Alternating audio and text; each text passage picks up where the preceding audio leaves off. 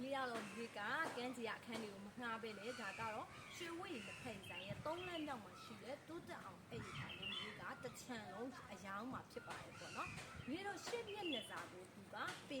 120ပတ်ပတ်လေးရှိပါတယ်နော်ဒီတော့ဒီလမ်းမှာဆိုရင်ဒါပေ120ရှိပြီးတော့ဥပ္ပအချမ်းလမ်းမှာဆိုလဲဒီကမျက်နှာစာထောင်ကျိုးအကွက်ဖြစ်တဲ့အတွက်ကြောင့်ဝဲသူတွေနဲ့ရန်ကိုတန်တဲ့ဇီးနှုံလေးနဲ့ရောင်းပေးမှာဖြစ်ပါတယ်ပေါ့နော်ကဲလို့ဗီဒီယိုကအထဲမှာဆိုလို့ရှိရင်လေပေါ့နော်ဒါကငကူကအဲ့ဒီတာလောက်တာဖြစ်ပါတယ်ပေါ့နော်ဗီဒီယိုအဲ့ဒီတာကိုပိတ်ထားတဲ့အတွက်ကြောင့်ပြန်ရောက်မှာဖြစ်ပါတယ်ဘာဖြစ်လို့လဲဆိုတော့ဗီဒီယိုကအထဲမှာဘယ်လိုရှိမလဲဆိုတော့လေ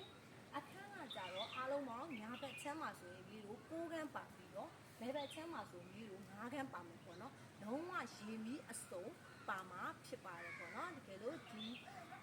တဲခုခန်းလေးကိုပေါ့နော်မျိုးအယောင်းဝယ်ဖြစ်ရှင်နေဆိုရင်တော့ဒီကိုညံစုံစမ်းနိုင်ပါတယ်ပေါ့နော်ဘိုင်ဘာကနေပဲဖြစ်ဖြစ် TikTok ကနေပဲဖြစ်ဖြစ်စုံစမ်းနိုင်ပါတယ်ပေါ့နော်မျိုးကဒီဟာကိုလုံးဝပေါ့နော်ဟိုဂရန်တော့မျိုးတစ်ချမ်းရှိတယ်တစ်ချမ်းကတော့မရှိပါဘူးเนาะအသေးစိတ်သိလို့ရဆိုလို့ရှိရင်เนาะမျိုးရဲ့ဖုန်းနံပါတ်ကိုလမ်းပြီးတော့ဆက်သွယ်မြင်နိုင်ပါတယ်เนาะ